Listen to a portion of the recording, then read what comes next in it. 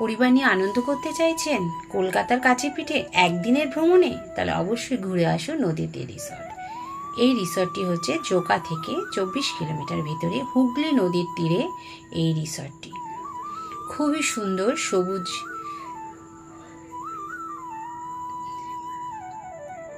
এর সৌন্দর্য অপরূপ।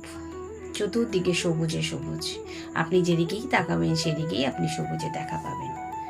আর এই রিসর্টের মূল আকর্ষণ হচ্ছে আপনি রিসর্টের বারান্দায় বসে বা রিসর্টের গার্ডেনে বসে আপনি মাছ ধরা দেখতে পারবেন, আর দেখতে পারবেন পণ্যবাহী জাহাজ যেতে, এবং সেটা সংখ্যায় গুণে বলা যাবে না। আর একটা এখানকার মূল আকর্ষণ, সেটা হচ্ছে বাচ্চাদের আনন্দ করবার জন্য রয়েছে সুইমিং পুল। বাচ্চারা তো সুইমিং করতে ভালোই বাসে, তাই না বলুন?